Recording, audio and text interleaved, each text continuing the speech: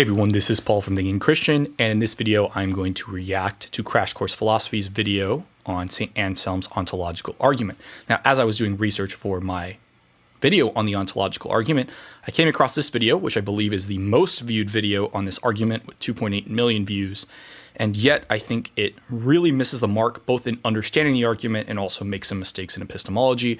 My goal here is not to try to claim I'm debunking Crash Course Philosophy, but to point out where I think he makes some mistakes and hidden assumptions here. So let's go ahead and get started. It's about time we had a serious talk about religion. The philosophy of religion is often confused with theology, which makes sense because they both take God and religion as their subjects. So theology starts with assuming that God exists and then figures out what follows, where theology might try to solve philosophical problems that might arise from a belief in God. But one thing that's never on the table with theology is simply not believing in God. Atheism is not an option. That's what separates the philosophical study of religion from the theological. Philosophers take nothing as a given, and that includes religious belief. Everything is on the table and everything needs an argument. And this is where I think we see the first part where Crash Course Philosophy implies a sort of logical positivism. He's arguing everything needs an argument. In a little bit, he's going to talk about everything needing evidence. But these claims are self-referentially incoherent because claiming that everything needs an argument would itself need an argument, but needing an argument would then be circular reasoning. So once again, these are the types of claims that are very difficult to justify. And if you claim that not everything needs an argument, then why does God need an argument? So once again, claiming that everything needs an argument ends up either not needing an argument, so not everything needs an argument, or if some things don't need an argument, then the statement is false. And so no area of belief is sacred, and that means even your sacred beliefs are going to need to be examined and evidence will need to be given. Once again, notice here, evidence will need to be given. We see another form, a positivism, and we have these prescriptive type of claims, which I would argue, according to Crash Course Philosophy's own epistemology, would require justification, which we are not given, but once again, that is not a point of this video. Some people say that religion is the one area where you don't need arguments, that faith alone is enough. Now, I would argue contemporary epistemology says that there are some things you need to take not on arguments, some things need to be properly basic, and you can argue what those things are, but it seems that Crash Course Philosophy is arguing that then the use of evidence or argumentation doesn't require arguments themselves without being circular. So I don't see how this is particularly an issue that's exclusive to religion. So just keep that in the back of your head. But philosophers don't take faith for an answer. Actually, they sometimes do, given the infinite regress problem. After all, I might have faith that the moon is made of green cheese. So what? Faith is definitionally unprovable, which makes it, from a philosophical perspective, not valuable. Now, once again, we have an issue with logical positivism. Why should something being the only valuable things are those which are provable? What do we mean by proof, and how do we prove that statement without circularly invoking proof? These are basic epistemic mistakes. We need to be very careful about making these types of superlative claims about evidence and epistemology. So if you're a theist, now's the time to offer some justifications for your beliefs. And if you're an atheist, it's time for you to pay attention to. Now it's off the hook. We all need to pay attention to these arguments because religion is hugely important. Can you think of many things that have been as influential in shaping human history than religious belief? Probably not. So if we can get to the bottom of it, we should.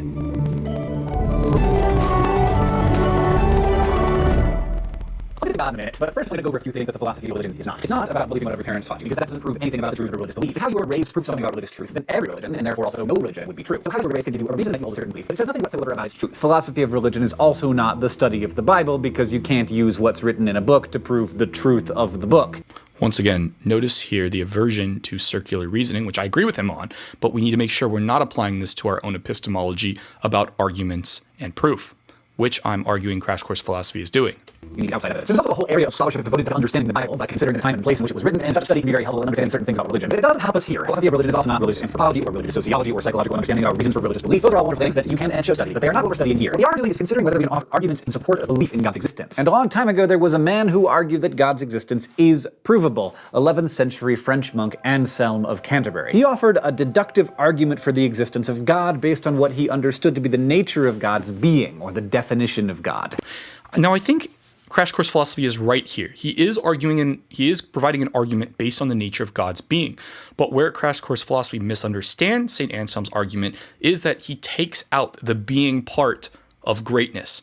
When Anselm argues that God is the greatest possible being, he's basically saying God is, in the context of Platonic metaphysics, is being to its maximal extent, not just God is the most perfect thing and things that exist are more perfect. And I'll explain why that doesn't work, and I'll provide a really good counterexample when we get to it. Because the study of being is called ontology, his argument and others like it are called ontological arguments. Now, what do you think God is like? Long, flowing white beard, robe to match, nice guy, hard to reach on the phone. Well, Anselm aimed a little bit higher. In fact, he thought God is, by definition, the best possible thing we can imagine. The best thing. Just try to think of the coolest, awesomest, most amazing and wonderful thing you can imagine, and whatever you're thinking of, Anselm said that God is better. He's just the best. In Anselm's words, God is that than which no greater can be conceived. And I think the thing we need to be careful of here is, depending on which formulation you're citing Anselm, he is that which no greater being can be conceived, or the greatest conceivable being. Being to its greatest. Not just, greatness as in perfection. Once again, we need to be careful what we mean by greatness, and there is a lot of contemporary debate on this. I believe a lot of the contemporary philosophers on this will actually argue when Anselm uses the word greatness, he doesn't just mean perfection, he's talking about greatness in a Platonic sense. So what does that mean? Well, it means that God must exist, according to Anselm. After all, he pointed out there are just two ways in which something can exist. Something can exist only in our minds and be strictly imaginary, like Santa or unicorns, or it can exist in our minds but also in reality, like pizza and horses. Something that we can imagine, but that's also real. Anselm pointed out, and he does appear to be right about this, that any good thing would be better if it existed in reality as well as in our minds. Once again, be careful. We need to be careful here about what we mean by greater. I believe that Anselm is not using greater as in it would be greater if it existed in reality, but the greatest possible being is a being which exists necessarily, not contingently. I mean, unicorns, they're pretty great. But wouldn't they be better if they were real? Or the perfect romantic partner? Smart, funny, hot, likes the same movies and games that you do, pretty rich, would be pretty nice in your mind, but even better if they actually existed. Now, this is why I don't think this is what Anselm meant. One of the reasons is, imagine evil. The greatest possible evil would be evil that also existed in reality. But would this be greater, or would this be more evil or less great?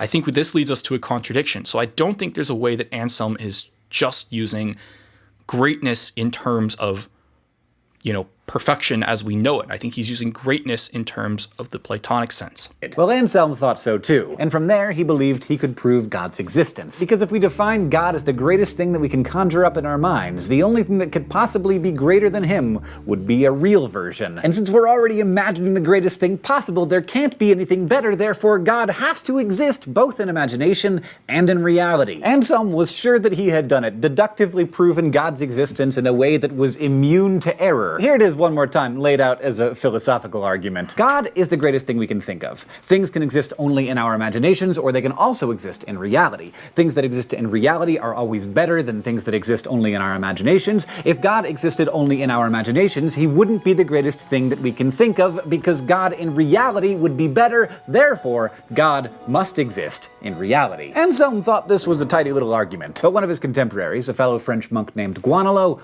wasn't satisfied. He suggested that we could run the same line of reasoning to prove the existence of literally anything we can imagine. He came up with an argument with the exact same formal structure as Anselm's to prove that a mythical lost island exists. He proposed, the best island I can imagine is one where I can swim and relax on a tropical beach and ski down snow-covered mountains all in one afternoon. I can imagine it, so it must exist. Otherwise, it wouldn't be the best island. There would be one better, and that one would have to be real. Basically, Guanelot said, you could make the same kind of argument to prove the existence of whatever you most wanted, but it wouldn't make it real. Anselm responded to Guanelot's criticism by saying that he'd missed the point, that the argument only works for necessary beings, of which there is only one, God.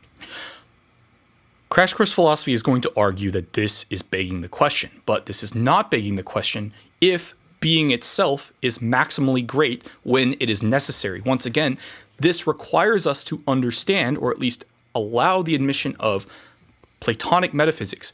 The issue I have with this video, the issue here, is that we're not even getting an exploration of this possible interpretation of it, which I will have some citations in the comment that go over this. We're not even discussing the contemporary debate over Anselm's use of the word greatness and what we mean based on contingency. Rather, it is just a surface level understanding of this, which may be fine, but if this is where you're getting your only information about the ontological argument, you're going to miss a lot of contemporary debate and perhaps be overconfident that this argument doesn't work, when it could be the case that Anselm isn't making a fallacy and it is actually Guanalo that is misunderstanding the argument.